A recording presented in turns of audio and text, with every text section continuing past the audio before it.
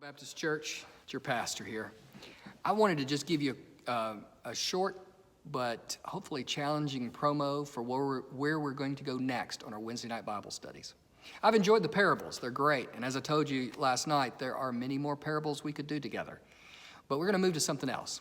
We're going to do a study that connects to what I did when I first came. Believe it or not, this fall would be 13 years I've been your pastor. Can you believe that? It was just Rachel, who was 2.5 years old, and me and Katie, a dog, moved here. And I did a sermon series based on a book that I had read, and I challenged the church to choose what kind of church we wanted to be. Now, the book I used was a great book called I Refuse to Lead a Dying Church. I did not think then nor now that Randolph Memorial is in danger of dying. It's not. But I loved the challenges in that book. And so I turned it into a sermon series. Now, it's been 13 years later, and I was thinking about what we'll do next, and I put a poll together with different options and choices, and you chose that one. Now, I changed the title. The title this time is Church After COVID. But I'm going to talk each Wednesday about choices we have that are positive or negative. Which kind of church will we be? And you say, what do you mean, Derek? Well, let me just say this real quick. Anytime something world-changing happens, we have choices to make. 9/11, World War II, lots of big moments in our history, churches have responded. And I never thought it was possible, but we've been through a big one, COVID. Now, I don't believe that the COVID crisis is over yet. This is not a victory lap. I know we've still got a long ways to go. I know we're uncertain whether, we don't know when we'll return in the physical sense. We don't, as a congregation, and we're working on that. We're thinking about it. We don't know. But it will happen, and we believe that. We also don't know when there will be a vaccine. We don't know lots of things. And so there's still going to be a transition period where we're trying to minister in creative and flexible ways. But we do know that one day we will all be in this room that I'm in right now worshiping. But I think that anytime you go through something big, it changes you. It makes you reflect. It makes you rethink everything you've ever thought of before.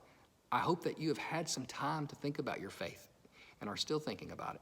I hope you're feeling encouraged and challenged to be active in your faith when you can get out of the house more. I know you're doing a great job, and I'm so appreciative of all the ways you're reaching out and helping people even now with the limitations we face. So I want to get into this study.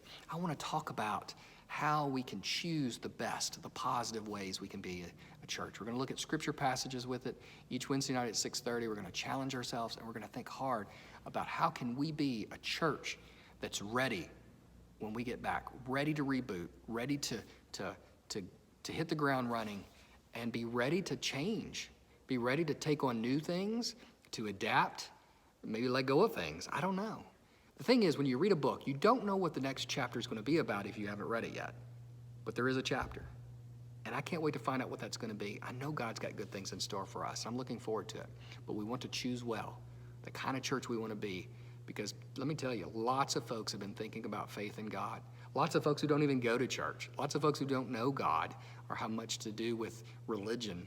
This has been a time of reflection, of thinking about how fragile life is and how uncertain it is. And so we're going to have to think. We're going to have to dream.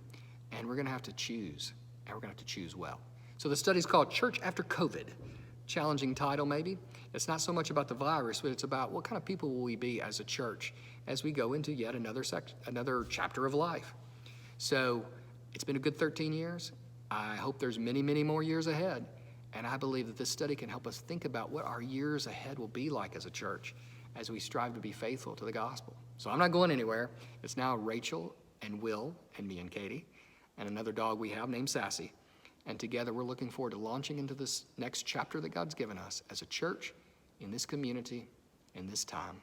God bless you, and I hope you'll join us. And in between Bible studies, join us for worship every week. And those of you that are doing Sunday school online, keep doing it. Together we're going, and I'm looking forward to seeing where God's going to take us. God bless you, and I hope you have a great week.